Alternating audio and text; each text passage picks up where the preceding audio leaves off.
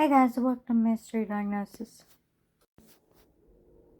Jessica can't stay awake in class. I started feeling really weird, and I was really incredibly tired, and I was falling asleep in class, and I never fall asleep in class, so that was a bad sign. Jessica turns in early that night, figuring all she needs is a good night's sleep. Drew the But the next morning, the Lily. fatigue is worse. My sister was trying to get me out of bed, and the bus was So did outside, I, and she was saying, "What are you doing? Why are you still in bed?" But I was so tired I couldn't get up. So I went downstairs and called my mom, and I was crying, telling her that something was wrong with me. Robin, a nurse, senses that there may be something more here than just a sleepy teenager.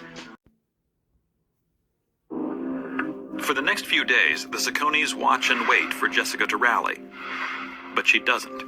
Jessie was very lethargic. She didn't want to get off the couch. She was not answering in full sentences. She wasn't running a fever, though, which I thought was unusual. She did not want to eat. She did not want to drink. She just wanted to kind of roll up in a ball and stay there. What was concerning us was that we were having a very hard time just getting her up to eat something, getting her up to drink a glass of water, getting her up even to go to the bathroom. She just kept saying she was tired. I was so confused. To sleep around the clock, and Robin soon realizes that dehydration is a very real possibility. Yes, She starts waking Jessica up every few hours to force her to drink. Good for her. I would keep her sitting up at the kitchen table for 10, 15 minutes, and I would stand guard. I wouldn't let her, lay down anywhere until she finished drinking something. I don't blame her. On the 7th day of Jessica's slumber, Robin takes her back to the doctor. We had to kind of pull her out of bed and help her get dressed. It wasn't like she was being cooperative with us. She slept all the way there in the car, and she slept on me in the chair in the doctor's office. Seemed to come around. After 10 days of virtual hibernation, the episode is over, just as mysteriously as it came on. For the next 6 months, it is business as usual at the Sacconi home. The sleeping episode is a distant memory. But one evening in April, that all changes. Her second episode came about suddenly. She had come home from a party one night, said she was feeling a little tired, and went to bed. I really didn't think there was anything wrong with that. The next morning, however, she didn't wake up. Jessica sleeps 2 days straight. Again, she is unresponsive to her family and must be compelled to drink. And Jessica has a new symptom as well. When she's forced awake, a Herculean task, she seems to take on a childlike speech pattern. Jessica would repeat things that she would ask for. Usually it involved food or water. She would say, "I want an apple, apple, apple." Jessica also seems to be abnormally sensitive to sounds. She was laying on the couch sleeping. I was playing with her hair a little bit. And she started saying, "Ow, ouch." And she says, the ticking of your watch is hurting my ear. I'm doing one case per The video medical from doctor now felt on. that there was a possibility It's easier that she to was edit. having something neurological going on, that she was sleeping for a reason that maybe they could evaluate better than she could.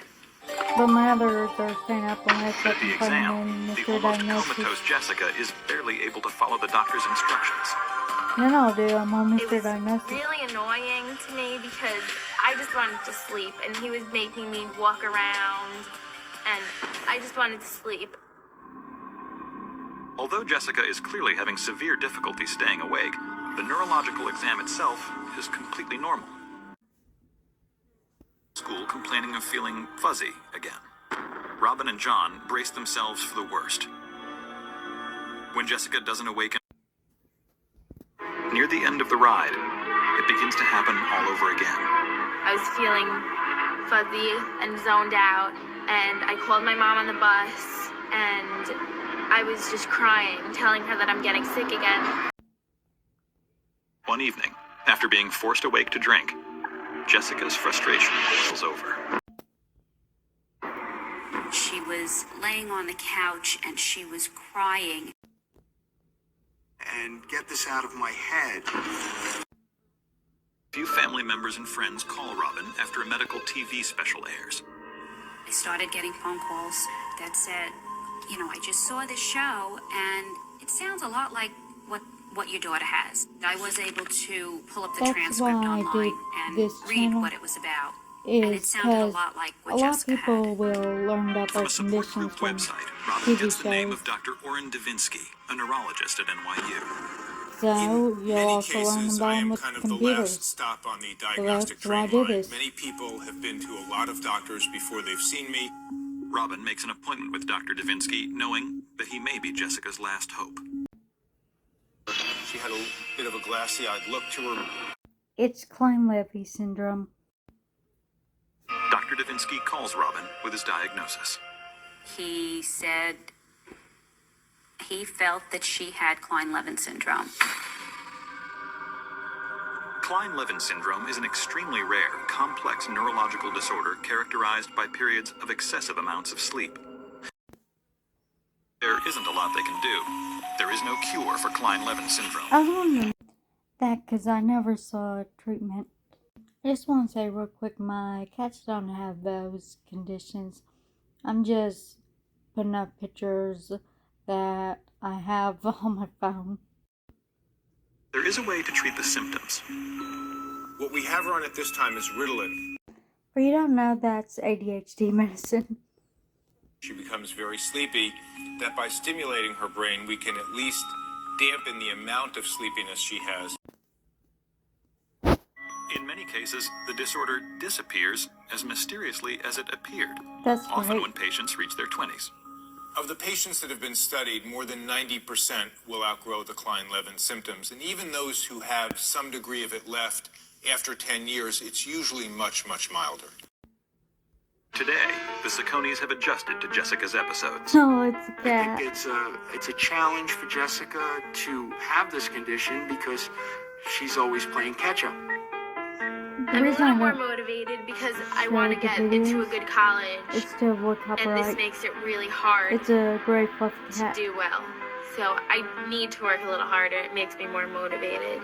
I hope that At least she's in the motivated. future I will grow out of this and I can live normally and do what I want to do. I think the moral of this story is if you're sick or someone you know or love is sick, you need to do everything in your power to help them find out what's wrong with them. Right. You might not be able to cure it, But but at I least think you you'll need know. to keep going. Sooner or later, you'll find somebody to help you. Thank you for watching. Hit the notification bell to know when I post a video. And I'll see you next time.